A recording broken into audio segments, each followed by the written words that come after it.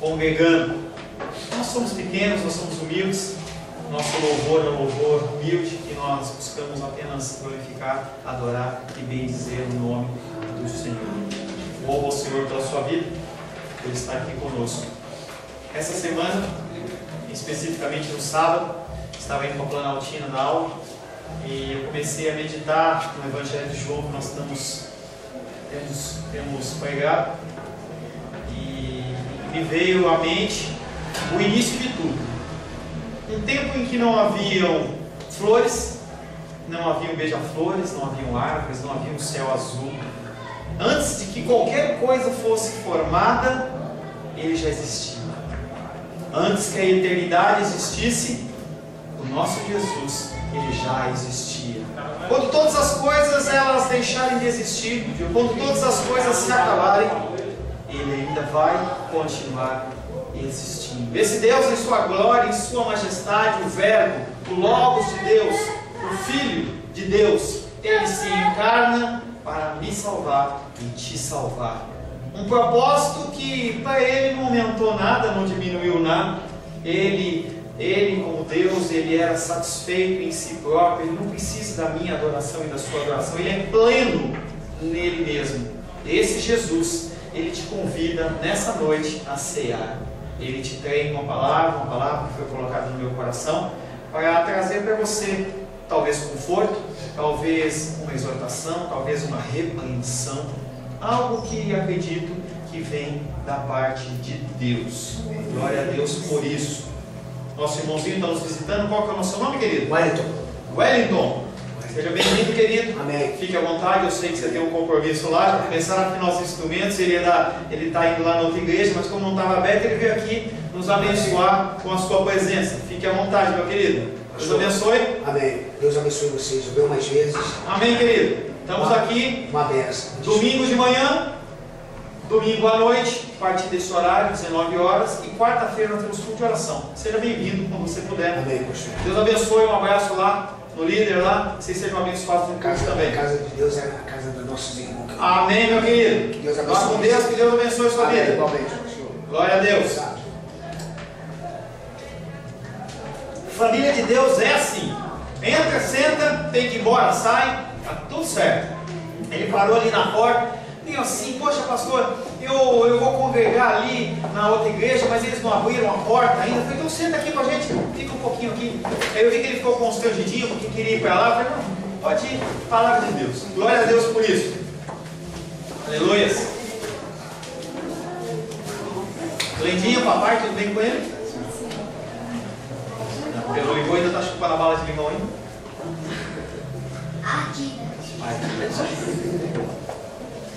Glória a Deus. Semana passada, oi minha querida, amém. Semana passada estivemos meditando sobre o tema Jesus, o Deus encarnado, e ele é maior do que a lei. A lei ela foi dada por meio de Moisés, mas a lei carecia de graça, a lei carecia de verdade. A lei ela precisava de um toque do Espírito, um toque de amor, que vieram somente após a vinda de Cristo. Cristo ele não vem revogar, Cristo não vem para eliminar, mas ele veio para cumprir a lei, mas ele vem cumprir de uma maneira diferente. Ele vem cumprir com aquele temperinho do Espírito. Sabe quando você come uma comida que ela não tem tempero, sem sal, sem graça? Você fica ali querendo sentir o sabor, mas não tem graça. Quando o temperinho cai na medida certa, você come que até a palavra de Deus ela foi temperada com o Espírito, ela é lida através do Espírito, não de uma maneira farisaica, não de uma maneira apenas pela lei. Jesus Cristo veio trazer isso. O versículo que ficou para a nossa meditação na semana passada, Mateus 5,17. Não penseis que vim revogar a lei ou os profetas. Não vim para revogar, eu vim para cumprir. Nós também temos que cumprir. Muitas pessoas acham que o Antigo Testamento ficou para trás. Esquece, ele continua valendo. Você ainda continua tendo que fazer um monte de coisa, entre elas, por exemplo, honrar pai e mãe. Nós temos que continuar honrando pai e mãe. Você está dispensado em fazer os sacrifícios, no sentido de trazer bichinho, de ficar andando com cruzes, andando ajoelhado para uma série de coisas, porque é melhor obedecer do que sacrificar. Cristo veio corrigir a falha que havia, trouxe uma interpretação da lei baseada no amor e na direção do Espírito Santo. O amor, gravado no coração e na mente, passou a ser parte de mim e ser parte de você. O amor, cantado em muitas canções seculares, mas através do Espírito, é um amor diferente. Que nós possamos deixar todo o legalismo de lado, que nós possamos viver o verdadeiro cristianismo, que ele é baseado no amor. A palavra de hoje tem como título: João Batista afirma: não sou o Cristo. Palavra difícil hoje. Sabe por que é difícil? Porque as pessoas adoram ser o Cristo, adoram ser o rei da cocada, ser o cara, ser aquele que está sendo exaltado. As pessoas gostam de estar nos primeiros lugares, as pessoas gostam de ser os primeiros. E João Batista, ele afirma: não sou o Cristo. Eles achavam que era o Cristo, havia a possibilidade de ele ser o Cristo. Nós vamos estar vendo esse assunto. João capítulo 1, abre aí João capítulo 1. Estamos avançando no Evangelho de João.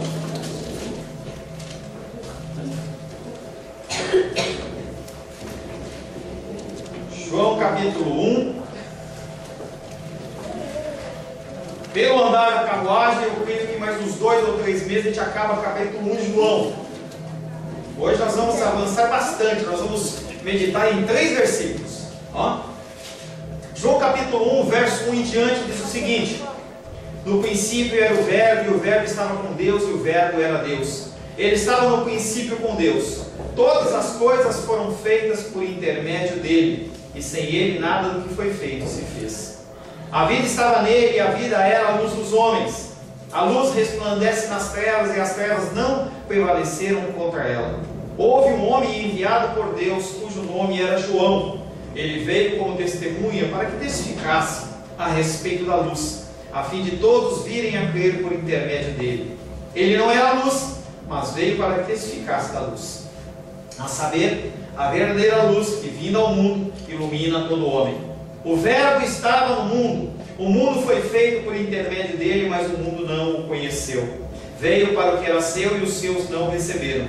Mas a todos quantos o receberam, deu-lhes o poder de serem feitos filhos de Deus, a saber, aos que creem em seu nome, os quais não nasceram do sangue, nem da vontade da carne, nem da vontade do homem, mas de Deus. E o Verbo se fez carne e habitou entre nós, cheio de graça e de verdade, e vimos a sua glória, glória como do unigênito do Pai. João testemunha a respeito dele e exclama: este é o de quem eu disse. Este é o de quem eu disse. O que vem depois de mim tem contudo primazia, porquanto já existia antes de mim. Porque todos nós temos recebido da sua plenitude e graça sobre graça. Porque a lei foi dada por intermédio de Moisés, a graça e a verdade vieram por meio de Jesus Cristo. Ninguém jamais viu a Deus. O Deus unigênito que está no seio do Pai é quem o revelou. Palavra do Senhor. Amém? Amém. Senhor, em nome de Jesus, nós lemos a Tua Palavra. A Tua Palavra é aquilo que é eficaz. A Tua Palavra que é verdade. A Tua Palavra que nos constrange, nos exorta, nos consola, nos sustenta. A Tua Palavra é o nossa vontade, Pai. A Tua Palavra, Pai querido, é aquela que nos guia. A Tua Palavra, Pai querido, é aquela que nos alimenta e aquela que é a nossa força, Pai. Pai querido, em nome de Jesus, eu peço mais uma vez a capacitação do Teu Espírito. Teu Espírito Santo possa me dar a capacitação de ministrar tão importante palavra para os meus irmãos e as minhas irmãs. Ninguém está aqui, Pai querido, com o intuito de ouvir nenhum tipo de discurso, Pai. Pessoas falam muito melhor que eu, têm muito melhor oratória, muito mais conhecimento. Por isso eu dependo do Teu Espírito. Os Teus filhos e filhas também vêm essa noite para receber um recado do Senhor, Pai. Lutas, dificuldades, tribulações, necessidades. O Senhor, Pai querido, é suficiente para supri-las e muito mais. Peço que o Teu Espírito Santo lhes dê um entendimento, em nome de Jesus. Amém. O primeiro versículo que nós vamos meditar é o versículo 19. João 19 diz: este foi o testemunho de João, quando os judeus lhe enviaram de Jerusalém sacerdotes e levitas, para lhe perguntarem: quem és tu? João Batista ele é apresentado como um homem cujas credenciais não provêm de outros homens. Ele não foi ungido por apóstolos, ele não foi consagrado, mas ele foi separado pelo próprio Deus. Desde o seu ventre, antes do seu ventre, ele já tinha essa comissão, esse mandamento do Senhor. Essa é a primeira vez que se usa a expressão os judeus no Evangelho de João. Ela é frequente no Evangelho de João e geralmente ocorre para simbolizar ou sinalizar as pessoas que se opunham a Cristo. Quando você vê falando de os judeus, normalmente estão falando das autoridades que eram contrárias ao povo, ao ensinamento de Cristo. Os judeus de Jerusalém, possivelmente líderes do Sinédrio, o Sinédrio era um colegiado de sacerdotes, de pastores, de líderes que julgavam causas. Eles se reuniam em um lugar chamado sinagoga, ou Sinédrio, e ali era considerado como aquela parte do povo que definia as normas, as tradições, o que era certo, o que era errado, algo mais ou menos semelhante no tempo de Moisés e Jetro, quando se era separado pessoas para se dar um entendimento quando havia algum tipo de dúvida na palavra. E esses líderes do Sinédrio enviaram sacerdotes e levitas para perguntar para João Batista algumas coisas. Eles queriam saber quem era aquele cara, quem era aquele homem, quem era aquela pessoa que estava agitando Jerusalém, quem era aquele homem que batizava. Eles tinham essa dúvida. O Sinédrio normalmente ele era controlado pela família do sacerdote. Desde aquela época já existia o nepotismo. Nepotismo é você colocar os seus parentes para cuidar de alguma coisa. Tá? Nos cargos públicos você vê isso com muita frequência. Dentro da família sacerdotal, o sumo sacerdote da época, ele dava um jeitinho de colocar os familiares deles, que também tinham como direito o sacerdócio, para entrar numa posição de importância ali no meio dos judeus. Era bastante natural que os enviados fossem sacerdotes e levitas, que em todo caso estavam interessados na purificação. Quem é esse João Batista que está batizando e fazendo com que o povo se arrependa dos pecados? Como se essa água tivesse alguma coisa? Ele está fazendo fora do tempo? Quem é essa pessoa que está fazendo isso?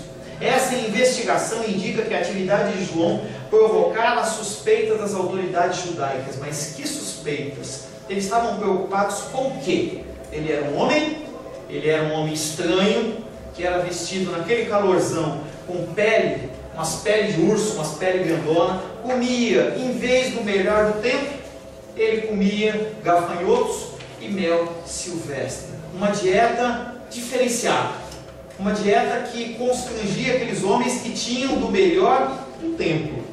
Os levitas, eles pertenciam à tribo de Levi, mas eles não descendiam da linhagem de Arão. Arão era sacerdote. Então eles não tinham a função sacerdotal, mas eles tinham a função levítica. Eles tinham o direito de cantar e tinham também o direito de fazer a organização. Temos falado dominical, as pessoas têm entendido de uma maneira errada o conceito de levita. Levita, ele é o primeiro que chega, o último que sai, é aquele pessoa que arruma, ele é aquele que limpa, ele é aquele que organiza, faz uma função como a do diácono. E hoje as pessoas elas entram no ministério de louvor, elas entram, tocam, às vezes ficam na palavra, às vezes não, às vezes vão embora, mas a função levítica inicial não era essa. Então esses homens eles eram como que sacerdotes. O próprio João Batista ele era um levita.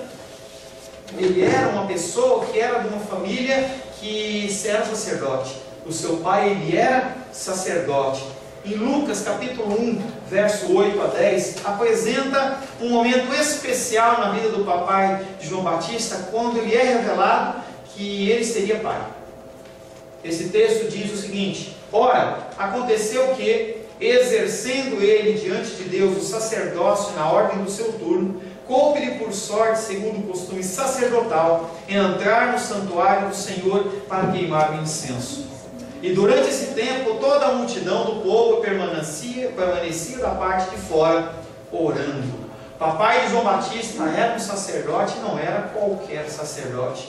Ele tinha autorização de levar incenso perante Deus.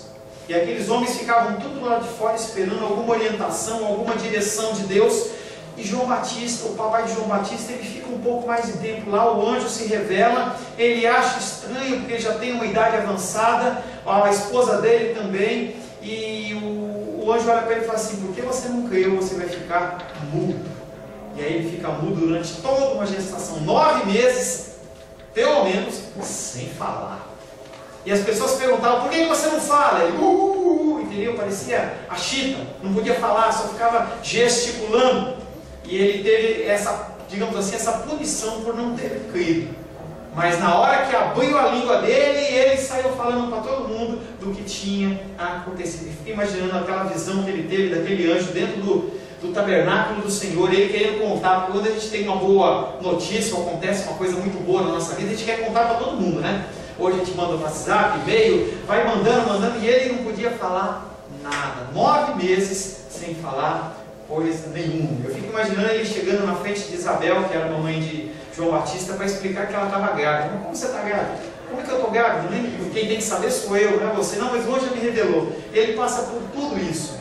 Mas ele era sacerdote, ele tinha direito a comer do melhor do tempo, ele comia do melhor, ele não tinha que, entre aspas, trabalhar. Ele trabalhava apenas para servir o Senhor. João Batista, como seu filho, na sua idade, uma idade certa, ele iria assumir a função do pai ou também ser agregado junto com os sacerdotes. Mas ele abre mão disso e vai para onde? Para o deserto. Porque ele sabia que ele tinha sido comissionado por uma coisa especial. Ele abre mão dos seus direitos, porque na Bíblia não fala em nenhum momento em que ele exerceu o ofício sacerdotal ou o ofício levítico. O interrogatório ele começa de um modo autoritário. Não falaram bom dia, não falaram a paz do Senhor, não falaram graça e paz, não falaram nada disso, nem shalom, que é o cumprimento dos judeus. Ele não falou shalom nem nada. Eles chegaram e falaram: quem é você? O texto diz: quem és tu? João Batista olha para eles: quem és tu? E aí na sequência a gente vai dar o entendimento. João Batista tinha direitos, mas abriu mão deles para servir. Nos dias de hoje, a servidão é olhada pelos outros homens como uma fraqueza. Se você serve, você é fraco. Eles olhavam para Jesus como fraco. Quando Jesus ele se agachava para lavar os pés dos apóstolos, ele era considerado como um fraco. Quando ele se sentava junto dos pecadores, ele era considerado como um fraco. E você é chamado para ser perante o mundo como um fraco. As pessoas elas vão ficar confundidas com o seu procedimento. Elas vão ficar confusas com as suas atitudes. Perante atitudes em que você teria que agir, você para. Quando é para você parar, você age. E as pessoas olham para aquilo, não entendem nada e falam assim: você está louco? E eu falava hoje pela manhã, minha mamãe ela assiste lá em São Paulo a palavra, ela já ouviu de manhã, vai ouvir de noite, de novo. Quando eu contei para o meu pai, lá em Minas, que eu levei ele para pescar em Minas, para eu contar para ele que eu ia sair de São Paulo e ia vir para Brasília para ser pastor. Ele falou, ele ficou pirado. Ele falou assim: tá louco? Entendeu? Você tem uma família, tem uma esposa, tem filhos, você tem uma casa, você tem uma empresa, e você vai largar tudo para ficar lá? É, coisa de louco. Coisa de louco. O Senhor ele escolhe os loucos para confundir os sábios. João Batista também fez isso. A visão de Deus nunca mudou. A visão de Deus ele continua procurando os fracos. Continua procurando aqueles que choram, aqueles que são dependentes. O Sermão do Monte é lindo em relação a isso. Eu tenho estudado bastante o Sermão do Monte e ele fala aqueles que são humilhados, aqueles que são pacificadores, aqueles que não estão a fim de confusão. Não é aquele que tem sangue no olho, aquele que tem que tirar tudo a forra. Não, você vai ver quem é. Eu sou crente, mas eu não sou bobo. Olha, Deus ele procura aquele que é fraco, aquele que é manso, aquele que é humilde, que é firme, mas que é humilde, que é manso, que é amoroso. O mesmo conceito de Deus do passado, ele continua valendo para os dias de hoje. Ele procura verdadeiros adoradores. Não necessariamente que levante as mãos para os céus, não necessariamente que toque violão, que nem o Paulão toca, não necessariamente como grandes cantores, mas com as suas atitudes do dia a dia. Pessoas que têm tudo para se exaltar, mas que se submetem, abaixam a cabeça, evitam confrontos, evitam discussões. Contou A visão de Deus nunca mudou. Ele continua procurando aquelas pessoas que preferem dar do que receber. E eles olharam para João Batista e falaram: quem és tu? E aí João Batista ele vai falar. Ele olha para eles e diz, ele fez uma declaração sem restrição, hoje, nos dias de hoje, sem papas na língua, e disse: eu não sou o Cristo. Uma coisa que eu já expliquei para algumas pessoas, talvez você não saiba, eu vou falar de novo. Cristo não é um nome, Cristo é um título, quer dizer Messias, quer dizer ungido. Então uma pessoa pode ser ungida, pode ser consagrada e ter esse título de Cristo.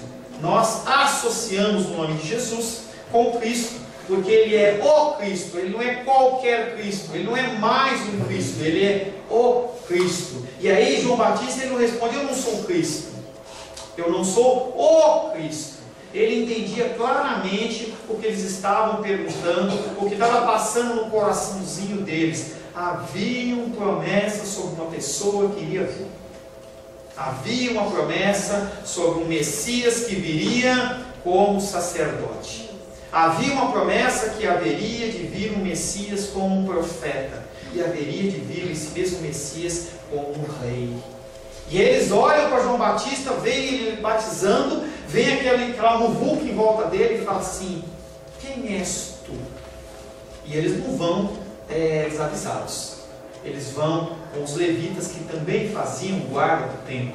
Aqueles homens vão preparados para receber uma resposta de João Batista que talvez fosse natural nos dias de hoje.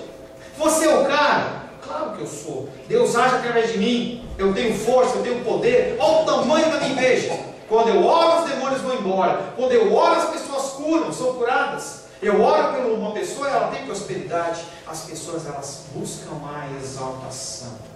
Quando olham para ele e perguntam: quem és tu? E ele responde: eu não sou um Cristo. Eles ficam sem chão, ficam sem saber o que fazer, ficam desorientados, porque eles já estavam preparados com a polícia do templo ali para prender ele se fosse necessário. Mas ele fala: eu não sou o Cristo. Preocupava as autoridades a possível pretensão messiânica de João, mas eles não se atreviam a perguntar uma pergunta aberta. Por isso que perguntam: quem és tu? Esperando que ele mesmo se declarasse como Messias, como Cristo, como enviado, como o Filho de Deus. Ele leva o entendimento que havia pessoas que esperavam o Messias e inclusive olhavam para João Batista como um possível Messias. As pessoas, elas tendem a se agregar quando tem uma pessoa que está falando diferente. Se você for lá na Praça do Relógio, você vê que quando um cara começa a fazer uma coisa diferente lá, fazer um sonzinho, alguma coisa, o povo vai fazendo aquele cerco em volta para ver o que está acontecendo. E as pessoas, eles sabiam que o Cristo estava por vir. Os 3 reis magos, eles estavam numa terra distante, acompanhavam, e eles sabiam que Jesus Cristo, que o Messias estava vindo. Os sacerdotes sabiam disso. As pessoas da comunidade judia, dos israelitas, sabiam que aquele homem, pelo Antigo Testamento, pela Torá, estava chegando. E eles começam a ficar preocupados, porque havia uma promessa: que quando esse homem viesse, ele ia sacudir o meio. Tudo aquilo que eles tinham construído de estrutura, parece o negócio dos 3 porquinhos. Eles fizeram aquela cabaninha de palhinha, de madeirinha, e eles não queriam que nada mexesse com eles. Mas o Messias, quando viesse, eles estavam morrendo de medo. Será que esse João Batista aí, truculento, que chama as pessoas de raça de víboras, que dá um soco na mesa, que é bravão, ele vai vir aqui e vai colocar todo mundo para fora? Porque as pessoas olhavam e viam: espera um pouquinho, o sumo sacerdote, ele colocou o filho dele como sacerdote nível 2, digamos assim, colocou o irmão também, colocou os outros. Por que não dá oportunidade? O povo começa a ficar focado, e eles estão com medo. Será que esse João Batista vai ter essa função? De fato, um dos principais objetivos do Messias seria fazer essa mudança, quebrar essa hierarquia, mostrar para eles que eles eram nada mais do que seres humanos, pessoas que haviam sido separados sim, com um propósito especial, que era ministrar na casa do Senhor, como o Senhor me separou. Mas isso não quer dizer que eu sou melhor que você, sou mais especial que você, eu não sou mais ungido, nem mais capacitado, nem mais coisa nenhuma. Você tem o livre acesso ao Pai através de Jesus Cristo. Essa verdade que é clara para a gente, ela tem sido maculada nas igrejas. As pessoas, elas não querem que isso venha à tona. Você precisa de um líder, você precisa de um sacerdote. Contava hoje pela manhã, com muita tristeza, contei para a Irmã dos Reis, que eu estava vendo na internet uma bispa. Esse cargo não existe na Bíblia, gente. Bispa. E ela estava com um saião, descalço, tirou a sandália, colocou o pé na frente, em cima de um altar bem mais alto assim, e aquela multidão, 400 pessoas, 500 pessoas, 1000 pessoas, aquela igreja cheia, e as pessoas vinham e passavam a mão assim no pé dela, e ela falava assim: deixa sua oferta aqui do lado, porque você vai mostrar para Deus que você tem fé, mas passa a mãozinha aqui no meu pé para você receber a prosperidade. As pessoas, elas querem ser intermediárias, elas querem essa autoridade, elas querem esse poder. João Batista não quer. A gente cantou que ele cresça e eu diminuo. Esse é um hino que eu quero que a nossa vida, o nosso ministério, que ele cresça e a gente diminua. Eu não sei qual é o propósito do Senhor para o nosso grupo, se nós vamos crescer, se não vamos crescer, mas que sempre ele cresça e a gente diminua. Tem que ser assim, gente, tem que ser assim. O apóstolo João, ele desmente essa crença de que João Batista poderia ser o Messias através das próprias palavras de João Batista. Eu não sou o Cristo. Eu não sou o Cristo. João 4, 26 diz o seguinte: disse-lhe Jesus: eu sou o que sou, o que falo contigo. É estranho, porque o João Batista ele fala: eu não sou. Mas ele já abre um espaço para Jesus Cristo falar que ele é, eu sou. Ele fala, eu não sou, mas ele é. Este é aquele, quando ele se refere a Cristo, ele está falando, ele está apontando para outro. Este é aquele, é o Cordeiro de Deus que tira o pecado do mundo. Ele está preparando o caminho do Senhor. E Jesus Cristo vem e fala, eu sou o que falo contigo.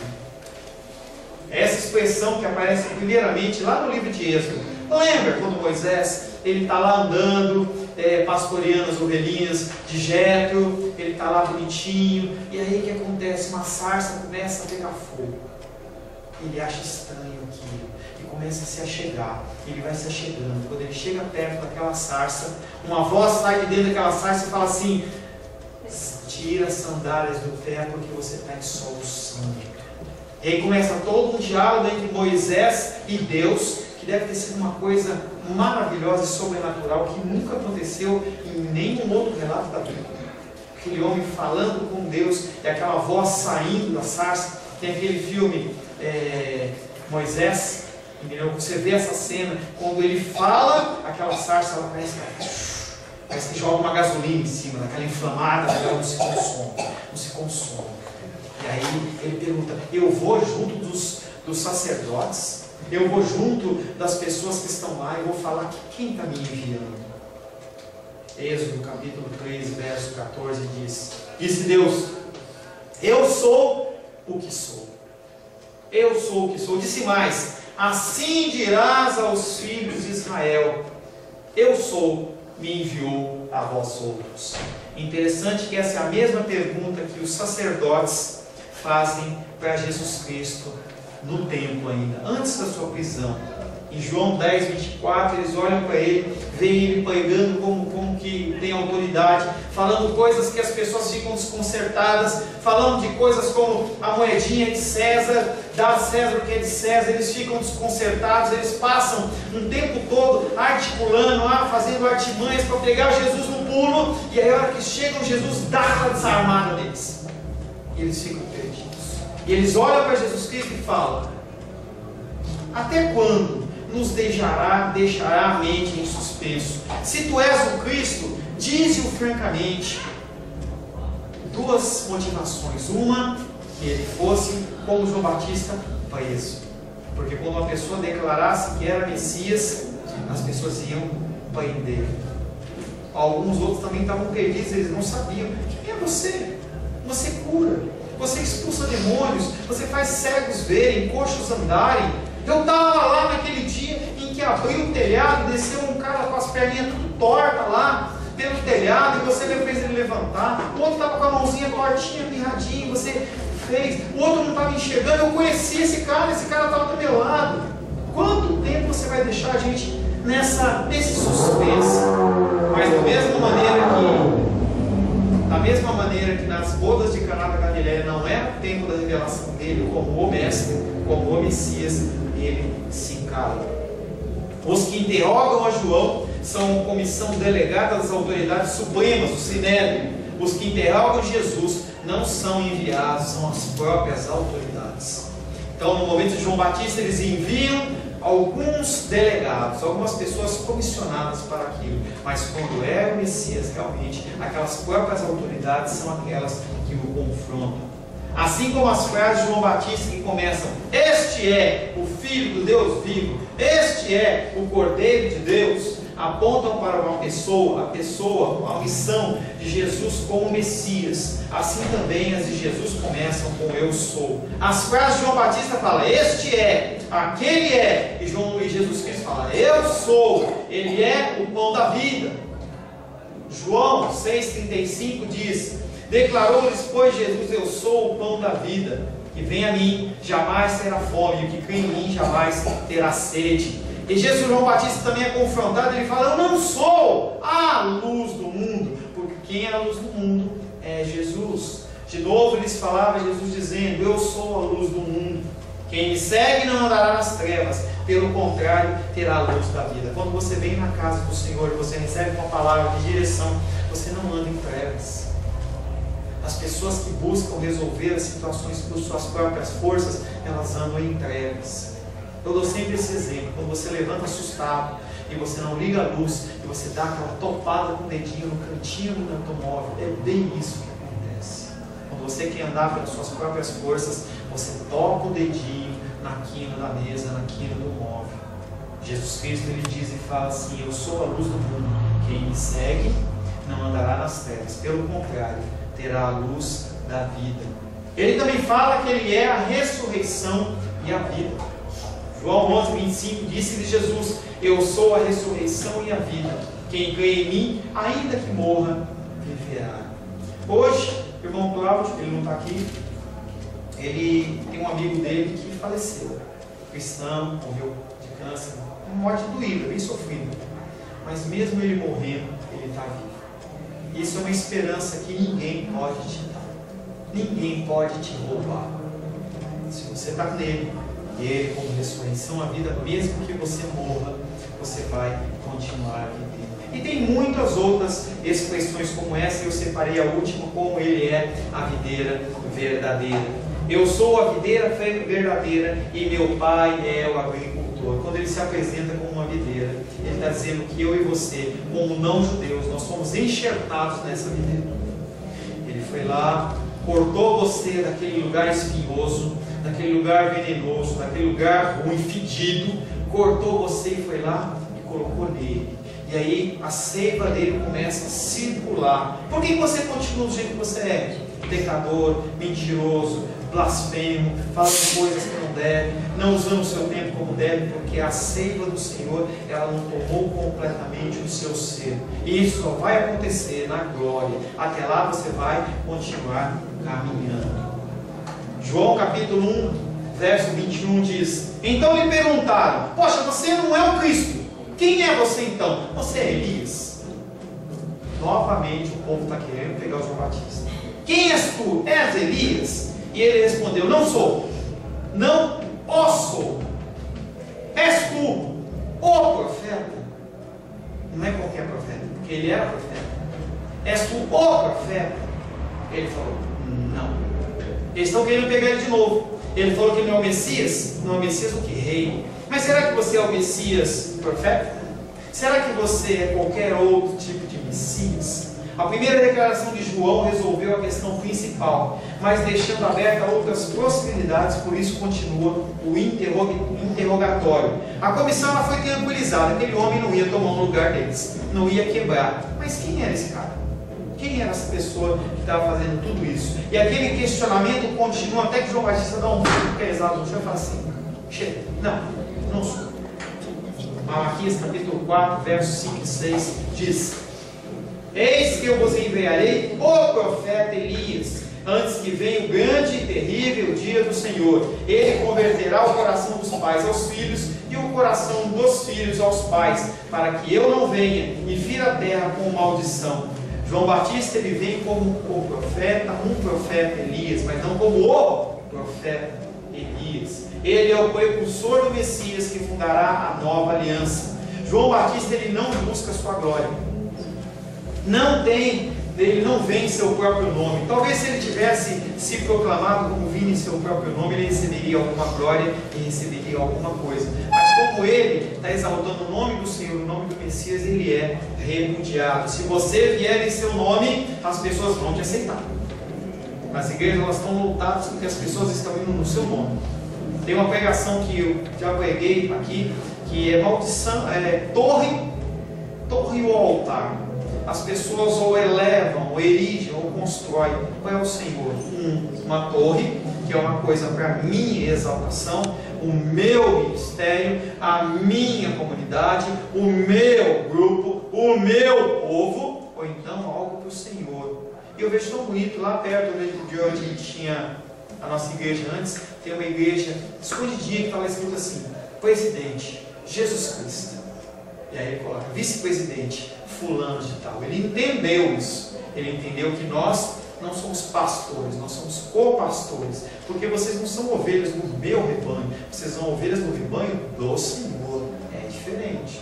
Então eu não tenho dificuldade que você saia daqui, o irmãozinho veio aqui, vai lá. Se já está sendo pregada a palavra, amém. Talvez a porta esteja fechada ali só para ele vir conhecer a gente, talvez congregar com a gente, não se sabe. Essas coisas acontecem conosco. Essas coisas acontecem conosco. As pessoas, elas têm vindo de lugares diferentes, assim, sem nenhum tipo de efeito de evangelismo, nenhum tipo de efeito que a gente entregou uma coisa, nada. Simplesmente o Senhor vem e direciona. Mas nada. Nós dependemos do Senhor. Deuteronômio 18:15 fala desse profeta que iria aparecer. Um profeta que foi falado de Deus para Moisés, e Moisés fala para o povo. E diz o seguinte: o Senhor teu Deus te suscitará um profeta no meio de ti, e de teus irmãos, semelhante a mim, a ele ouvirás. Todo mundo queria ser esse profeta. O sumo sacerdote, ele queria ser esse profeta. Ele não queria que uma outra pessoa aparecesse e tomasse o lugar dele.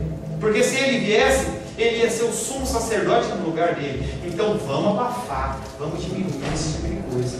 Assim como Elias era a figura que olhava para o futuro dia do Senhor, o profeta continuava a linha do passado. Sua identificação com a figura do profeta, ela é rejeitada. Ele é um profeta, mas ele não é aquele profeta.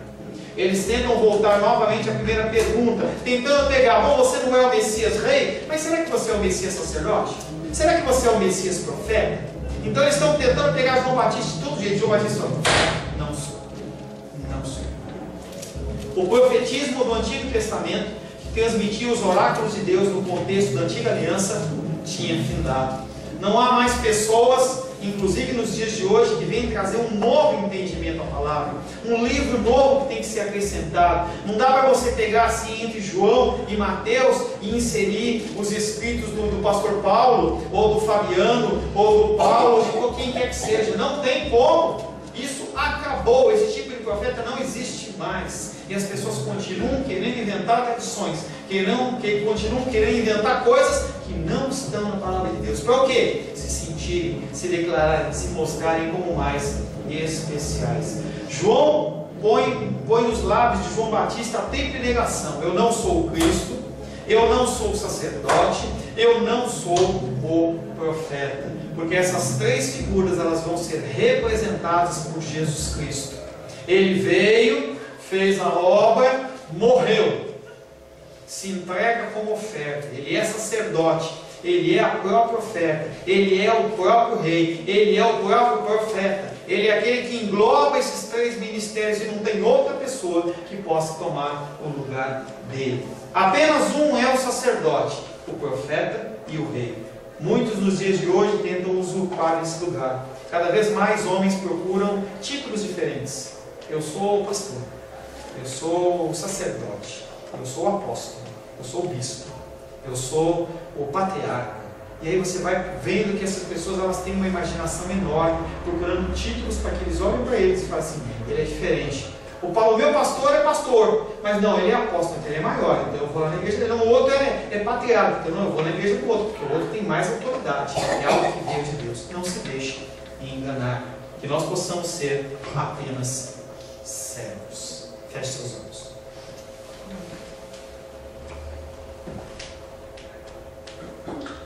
Senhor Deus, Tu és adorado, Tu és o nosso único sacerdote, Tu és o nosso único rei, Tu és o nosso único profeta, Tu és aquele, Pai querido, que comanda as ações na nossa vida. Nós nos rendemos a Ti. A Tua palavra diz, Pai querido, que todo joelho se dobrará e toda língua confessará que somente o Senhor é o Senhor, somente o Senhor é Deus. E nós, Pai querido, nessa manhã nós queremos nos curvar ao Senhor. Nós queremos declarar que nós não temos capacidade de nós mesmos, que nós precisamos do Senhor. Se o Senhor, Pai querido, não nos guiar, se o Senhor não estiver conosco, se o Senhor, Pai querido, for aquele que é a nossa luz, nós vamos tropeçar e nós vamos cair. Carecemos do Senhor, carecemos da Tua graça, carecemos da Tua misericórdia. Agora, Pai querido, nós queremos integrar as nossas vidas no Teu altar, em nome de Jesus. Amém. A paz seja convosco. Meu nome é Paulo César. Eu sou pastor da Igreja Cristã Semente de Vida, aqui em Brasília, Distrito Federal. Me alegro que a palavra tenha te alcançado. A palavra faz isso. Ela alcança as pessoas aonde quer que elas estejam. E você foi agraciado com esta palavra. Não que eu tenha nada especial a te dizer. A palavra ela é suficiente e ela usa quem ela quer. E eu me alegro por ter sido um canal para poder te abençoar.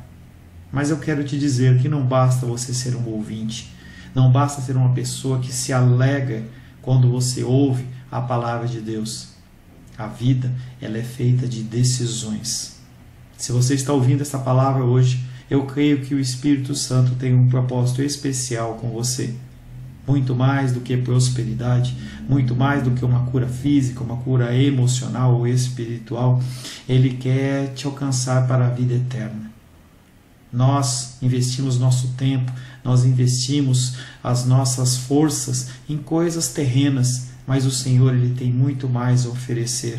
Ele tem sim para você a cura, Ele tem sim para você a prosperidade, mas Ele tem muito mais que isso. Submeta-se a um Deus que Ele é capaz de mudar e transformar a sua vida por completo. Creio que o Espírito Santo Ele é capaz de tocar o teu coração. Quero pedir que você curve a sua cabeça. Senhor, em nome de Jesus, coloco na Tua presença essa vida que ouve esta ministração, que ouve esta palavra. Pai, eu não tenho capacitação nenhuma, mas o Teu Espírito Ele é capaz sim de tocar nesta vida, gerar nela mudança, transformação, arrependimento, e que ela possa simplesmente bater no peito, convencendo-se que é pecadora e que precisa de um Deus salvador. Não há um caminho a Ti, meu Deus, que não seja através de Cristo. E eu lhe peço, Pai querido, que você alcance essa vida e Ele possa sim tomar uma decisão pessoal pelo Senhor, em nome de Jesus. Amém. Amém, meu querido. Amém, minha querida. Fico contente que você esteja ouvindo essa ministração até o fim.